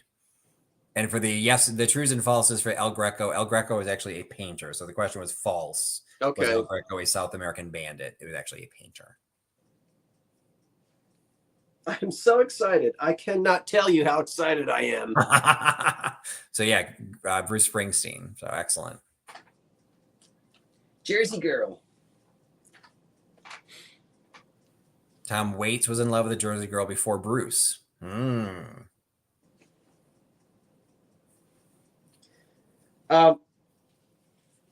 Patrick, we've been at this for an hour and a half, and we can go for another. Oh, I don't know. We can go for another 10 minutes or 15. Well, want to go for about another 30.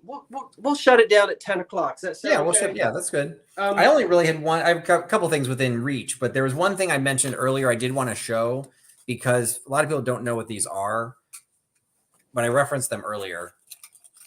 I have a collection of the cigarette tobacco cards, and I got this cool little binder that holds them.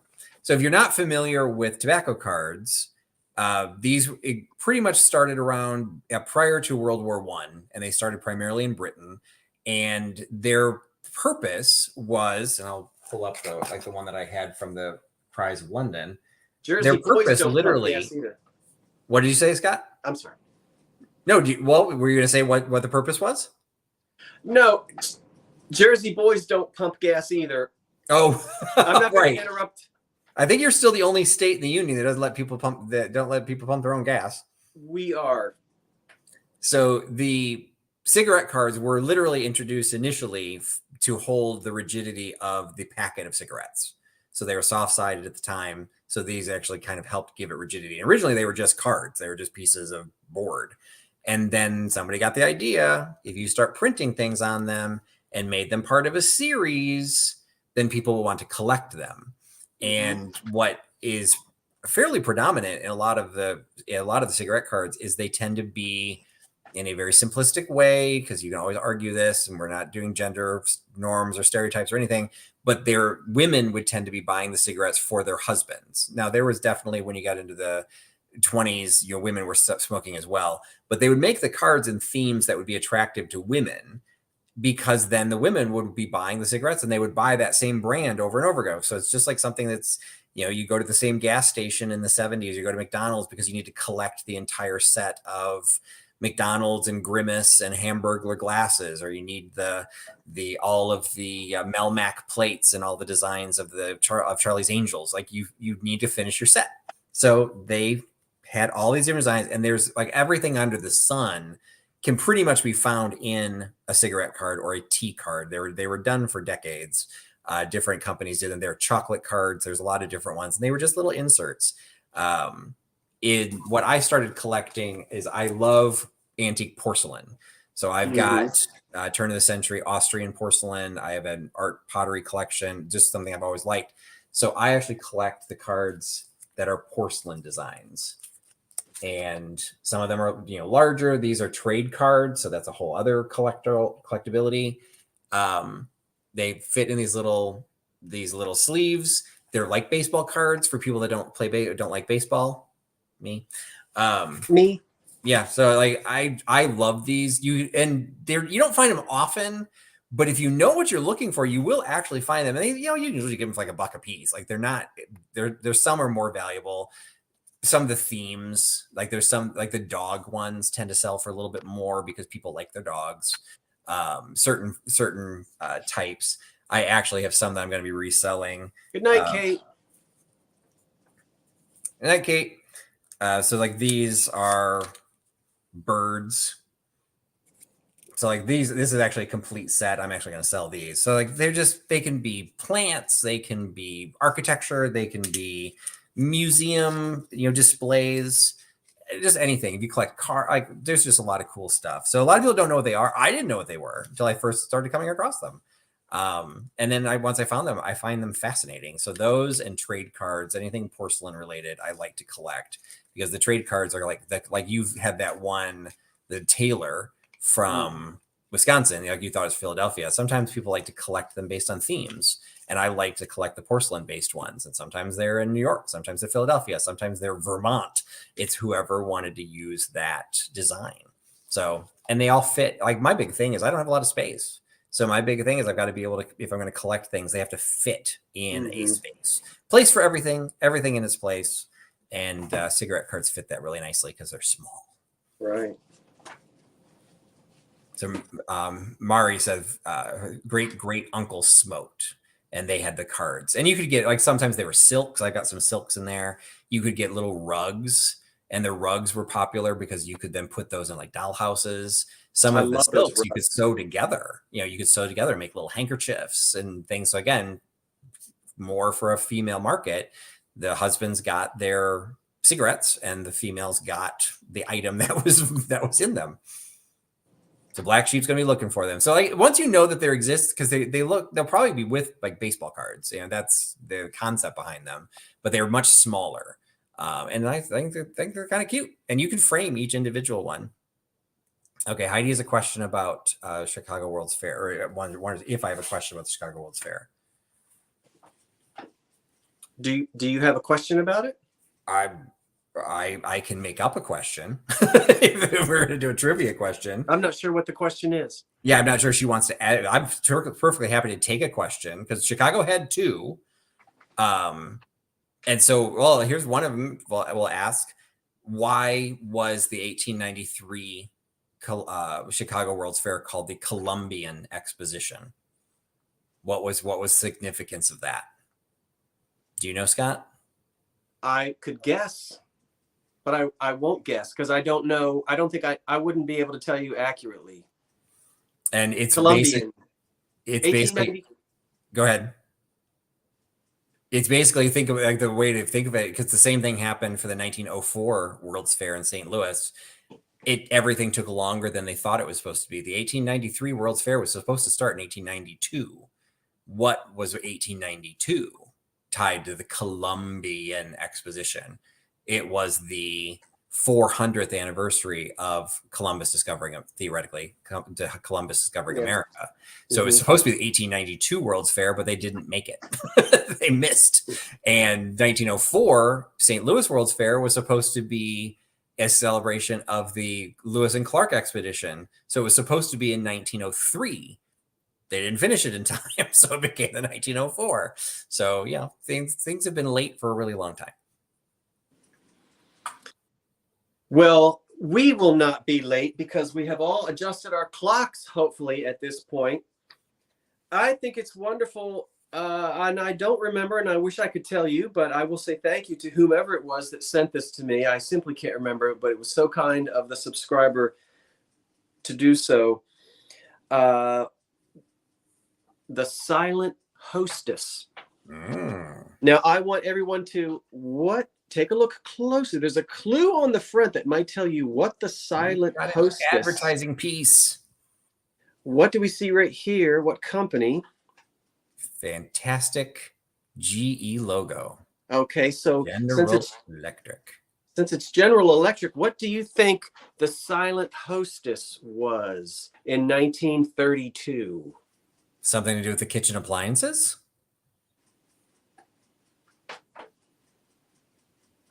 Or just, so John agreed. We've got appliance. Yeah, but I want specifics.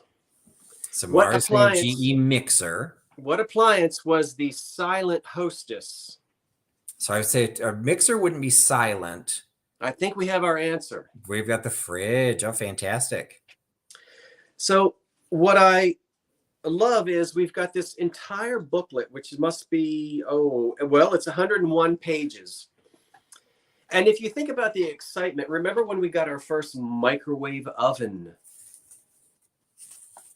We didn't really know how to use it, and we didn't really understand it. We read the book. Can you imagine getting an electric refrigerator for the first time? You would need a 100-page booklet. Today, a new refrigerator comes, great. Put the beer and the ham and the eggs in there. I don't like beer. I mean, I don't drink beer, but if I did, all right, put the red wine in there. So we have a 100-page booklet. I'll just read the first paragraph for you. How to use this booklet. This silent hostess treasure book is arranged to assist you in making the greatest use of your General Electric refrigerator. Read the suggestions given.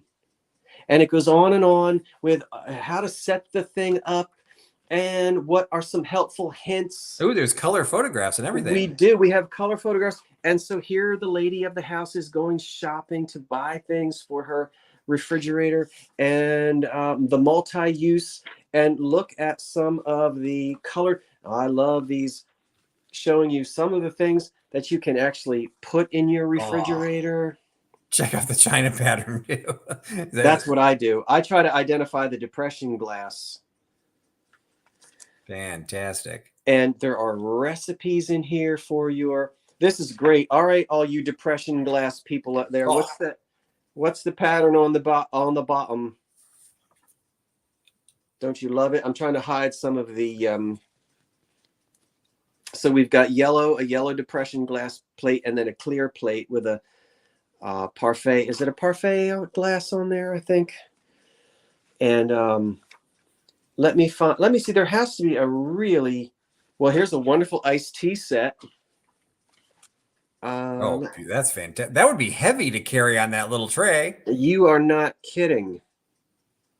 You better hope that handle's well attached. Look at how we used to serve iced tea. Wow. Just such a fancy way to serve everything. Now, I was flipping through this earlier, and you have to look. There's a really nasty. Well, this isn't nasty. This is pretty. Oh, fantastic. So what year did you say this was? 1932. 32. So probably okay, here we go. There always has to be like the nasty. Let me read it to you and then I'll show you. So ham mousse. Okay, so you can just stop right there. Right? Ham mousse. Ham mousse with lettuce and celery curls, garnished with lettuce and radish roses. Molded chicken salad. First, the word molded and chicken should never. Okay, that really is hideous. Wow. That's your ham mousse. I hope the cat feels better. I don't want to tell you that it looks like when Salem would have an upset stomach and leave a little gift on the floor.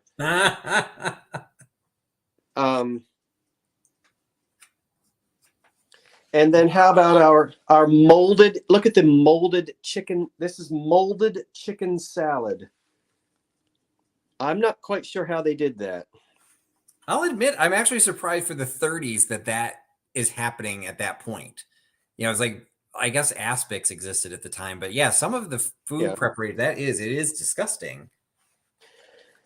Yeah, they definitely had an aspic thing going on in those days. Patrick, I'm going to bring you back here. Oh, what did I do to you? Sorry, everybody. Vader back was like, it looks like a lung. He said it looks like a lung. Yeah. Oh, the molded chicken. Because if you fast forward 30 years, this is just something I didn't plan to show this, but I happened to have it within my reach. So I grabbed it. This is a German cooking magazine from the 60s. And so you expect disgusting stuff. Yeah. When you get into the 60s. Right. Yours is the 30s. I was actually surprised. 1932. Yeah, this looks like congealed spleen or something. I don't know. It's awful. Awful. Should I tell you what it is? Somebody. Yeah. Well, you know, they did. They worked with what they had.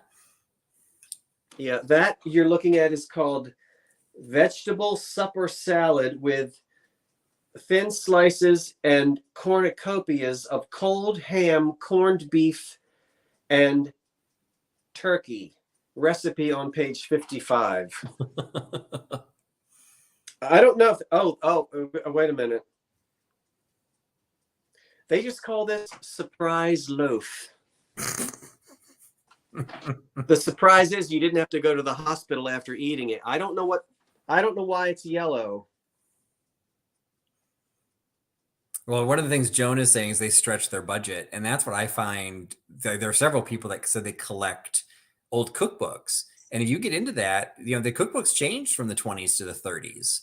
And the 20s was about showy stuff. And so when you get into the 30s, it is kind of like, okay, what's the cheapest cut of meat you're going to get at the store? You know, what's cheap to make those feel like? What's the surprise you can put in your loaf? I know. Let's find out what the surprise is. Surprise loaf garnished with watercress and radish. Let me go to the recipe, page 47. I need to see page 47. Let's see what they put in this surprise loaf. Everybody get your pens and pencils ready to write this down. Okay. I'll just read the ingredients of the surprise loaf. Which is probably scary enough. Okay, so here it is. You need 1 loaf of sandwich bread, an entire loaf of sandwich bread, mayonnaise dressing,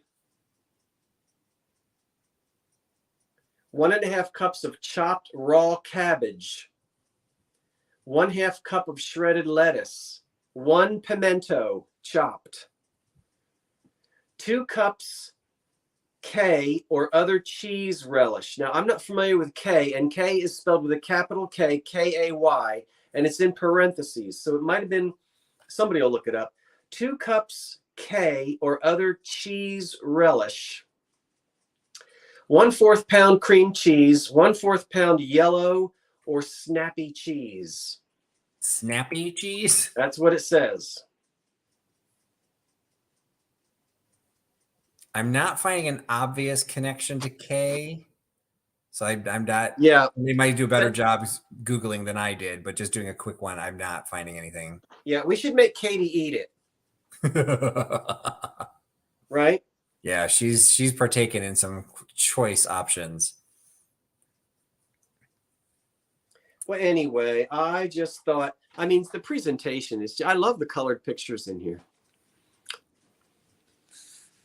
Yeah, again, in the 30s, the fact that they're the color photographs is fantastic. And they do look like photographs, not illustrations. Oh, they're photographs, yeah. Yeah. Wait, I think the one in the refrigerator looked like an illustration, but those are definitely, that's really what they looked like. That wasn't an artist's interpretation of what those recipes are going to look like. What are those? Are not Madeleines going around the outside. What are those? Chocolate surprise cake filled with whipped cream and sprinkled with chocolate shot, topped with red raspberries. Pineapple delight, topped with rubiette, whipped cream, and pecan meats. See, now in the 30s, I don't know if Brenna's still here from, she's in Hawaii. I would think that pineapple would have been expensive in the 30s. Yeah, I think so too. Well, I guess if you can afford a brand new GE electric refrigerator, maybe. No, that's true. Because why is everything a surprise? That's the crowd that's eating it, Patrick. I can tell you one thing. My great granny up on the farm, they didn't even get electricity until the 1940s. So trust me, they were cutting ice off the pond in rural Pennsylvania. My grandmother never used a flush toilet until she left the farm that's all she knew. A lot of people knew. All they knew. Well, this has been fun. We still have, we've got about 10 minutes left. I think. Well, why don't you talk about, you had a bunch of stuff that you were planning over the next like week or so. So like, what do you got coming up? What have I got? Well, I did. So you did your thing with Dave last night, which was, I did which a was sale with Dave last night. a lot of fun stuff. I hadn't, the Vintage Vinny and I had planned on getting together, and it didn't work out. But I am going to be able to see him and go shopping on Thursday in the Hagerstown, Maryland area. We will probably both be recording some footage to put a video out. We may or may not go live Thursday night. We will definitely go live Wednesday and Saturday at 8 p.m. Eastern time, both nights. Friday. Did I say Wednesday and Saturday? Yeah. Friday and Saturday. Friday night will be a show and tell chit chat where we show and tell the things that we bought, hopefully over 2 days of thrifting. Then we'll come back Saturday night and we'll do a live sale together. We've done that before. We have a whole different style. We bring different, it should be fun. He likes to make fun of me. I like to make fun of him. So, now Hagerstown, is there any, I've only been to Hagerstown once years and years ago. I just know they have Mack trucks. Is there anything in particular that is Hagerstown's known for that you're hoping to find while you're out that way? I couldn't tell you. We'd have to ask Vinny that. I don't know. Patrick, good question. Anybody from Hagerstown out there? Because that's where Mack trucks are built. So you'll probably find some good, maybe some good advertising pieces for that. But well, there's a good old jazz tune called Aunt Hagar's Blues. I don't know if it's Hagar is the same as Aunt Hagar from Aunt Hagar's Blues, or if it's spelled, it's probably German something or other. It's not far from the Pennsylvania border. You can be in good old Gettysburg in less than an hour. Yep. Well, that's the funny thing about it, just for people that are not from the East Coast. I only lived on the East Coast for a couple of years. Within a couple of hours, you can drive to totally different destinations. Here in Chicago, I could drive 7 hours and still be in the state of Illinois. So it's very different when the states are so close together. It's very different. And everyone has their own little flavor. On the East Coast, we're tiny states, and we're so close to each other, and we're so densely packed. But you all have individual identities, which is kind of nice. It's not like you're just all a bunch of suburbs of each other. So yeah, it's you definitely there's a lot of history here and a lot of pride. You still get a lot of folks who are connected to where they came from, but you get that all over the country too. You get that all over the country. I don't know when St. Patrick's Day is because I'm not Irish. The only thing Irish about me is my patio furniture. I have to say that. Yeah, I have to say that every year. But anyway, I just had to squeeze that in at the end. So I hope you guys, if you get a chance, you'll join me on my channel 8 o'clock, maybe Thursday, but definitely Friday and Saturday. Patrick, what's coming up on your schedule? Oh, and then I'll be back Monday for my regular 2 live sales per month. I forgot to mention that. So there'll be another live sale Monday night. That's just me right here. That's back on your channel though, right? Right. Perfect. So what I've got is I used to do, particularly at the beginning of the pandemic, I was doing live sales every week. I did live sales every week for about 2 years, and I slowly broke those up. So I'm not as present on selling. To me, I like selling, but I like doing the other stuff too. So there's a bunch of stuff on my channel. I appreciate all the comments that have been coming in that you discovered me. You're going to follow my channel. Go into some of my playlists because I did Trusty's Vintage Deep Dives. I would do all research stuff. I would always, I'd get a specialist and we would just go into really understanding the history of different items. So Thursday, though, I am actually having a sale, but it's going to be a pre-recorded sale. Scott has participated in a couple of these with me, but this is going to drop on Thursday. It's going to be all afternoon. It is run by Carolina Princess Sweet Treats and Pretties, but my video will drop at 8 p.m. Eastern on Thursday. And it's actually going to be a $5 ephemera sale. So if you like ephemera, I will have a sale. And then actually also tied to ephemera, it's turned into this new thing. At the end of this month on the Antique Agenda channel, I will be doing a chat with Heather Elizabeth, and we are going to specifically talk about trade cards. So we're going to talk about Victorian trade cards, kind of their history, their collectability, and basically what makes them popular and what kind of versions are out there. So hopefully educate a little bit Okay. on that. So those are the only things that I've got going on my channel through the rest of the month. Oh, thank you, Bren.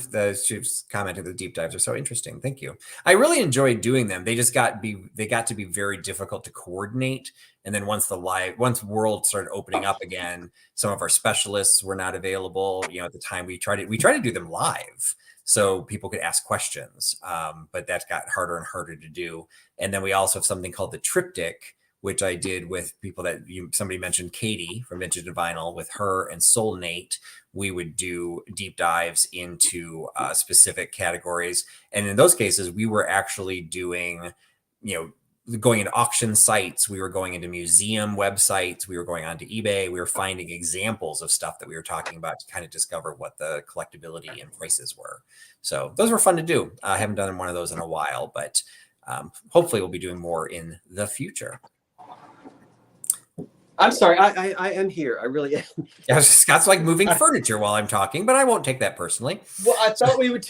I thought since they listened to both of us rattle on, we've got a few people here. So I do want to say thank you, everyone who is and was watching and participated. Your comments make this enjoyable for us, and it was good to read what you had to say. We highlighted as many of you as possible, so we know sometimes that you're typing in and it seems as though maybe we didn't acknowledge you or read your comment. It's hard to see all of them, but we do go back and read everything, and just know that we appreciate you being here and participating. This was Patrick's idea, and I appreciate him asking me to do this with him. We'll do it again sometime. If you have any suggestions about things you'd like us to do, some specials in the future, we would love to know about that. And that's it. But before so we'll say goodnight, but I'm going to say goodnight completely. I'm going to turn the camera in this direction, and I have moved into the corner of this room my Edison diamond disc phonograph. And why don't we have an old 78? Why don't we have an old, well, I shouldn't say 78 because the Edison diamond discs revolve at about 80 RPMs. So should we have an old record before we tune out? Absolutely. Let's see what you're going to entertain us with tonight. Now that I've said that, let me see if I can figure out how to get it all turned around. And yeah, easier said than done sometimes. You're right. Easier said than done, but bear with me for a moment. So while you're doing that, I will go through some of the comments. So a couple of people, we've got a suggestion for another chat on furniture. Okay. That is, I just dropped a video yesterday where I did an amazing antique shop and showed they specialize in Victorian bar backs, and some of the furniture that I caught in that video was just absolutely amazing. KP Gunther, it just got covered up by the comment. It's Trusty Huckster Mercantile is the name of my YouTube channel. Furniture might be a fun thing to do. What's that? Yeah, furniture. We have to find like a little segment, a subcategory, because that can get deep. Sorry. And let's see. I probably shouldn't have promised this. Now that and Karen said she saw that video, so thank you. She said that was awesome.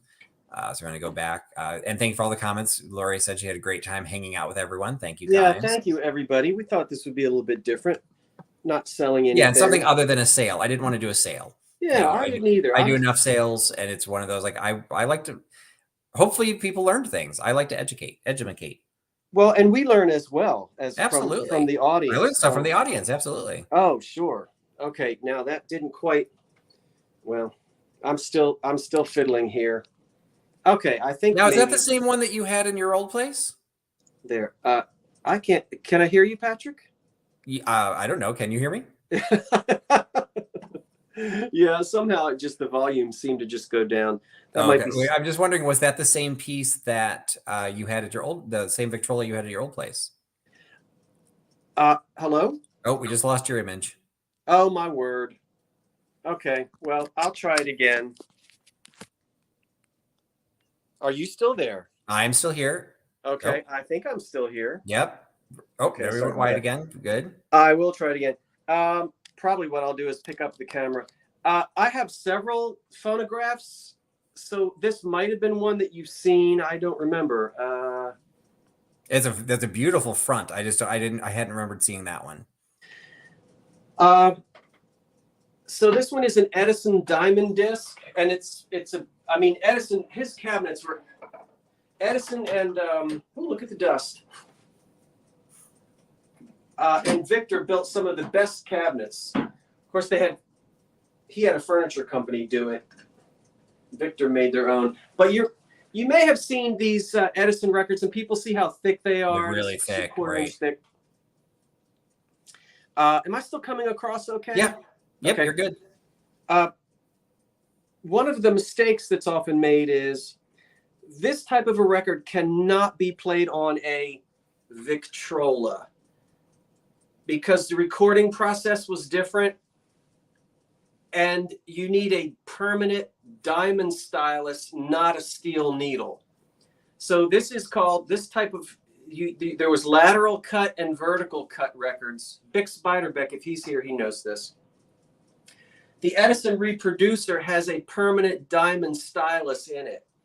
If you try to play this on a Victrola or a Columbia or a Brunswick, you'll destroy the record. Oh, that's good to know. The steel is it because needle of the speed that it turns, or is it because of the thickness? It's because of the stylus that's used, the way they were recorded. So, okay. So you think of a groove that's a record groove. Mm-hmm. The recording is either side to side, which is what, lateral, or down in the groove, which is vertical, and that's called hill and dale. So it's two different ways of recording, and you can't reproduce the record. So I can't play an RCA Victor record on an Edison machine. And Edison knew that when you bought his machine, you had to buy his discs. Interesting. So Lori echoed the same thing, that she never knew that. I guess I should have figured it out, because I know the styluses are more important, but I don't do vinyl. I don't have any way to play them, so it's an area I'm not familiar with. Beiderbecke saying, I guess I wrecked some as a kid, which that'd be my problem. Like, oh, why does it sound weird? Yeah, you just ruined it. Well, I don't have anything jazzy to play for you because most of my records are down in the basement, but I will play for you Home Sweet Home. You'll be familiar with the song Home Sweet Home. And this is sung by someone named Frida Hempel, and you can go and look her up if you'd like to. It's Frieda Hempel, Hemple, and she recorded this for Thomas Edison. So this is Frida Hempel. Once it's playing, I'll bring the camera up and let you see the machine. Excellent. I have not. Now, is that a floor standing, or is that on a table? We didn't see the bottom part. Oh, you'll see. It's its own cabinet. It is its own cabinet. Okay. Yeah, I'll show you in a moment. Just bear with me because I haven't played it since I moved it. And these things can be temperamental. Jeffrey Reed's hoping for Sweet Home Alabama.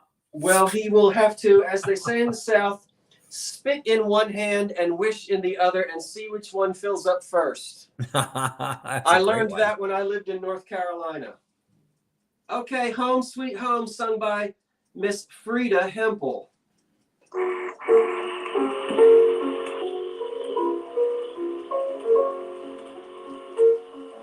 And I'll say good night, Patrick. Good night, Scott. Good night, everybody.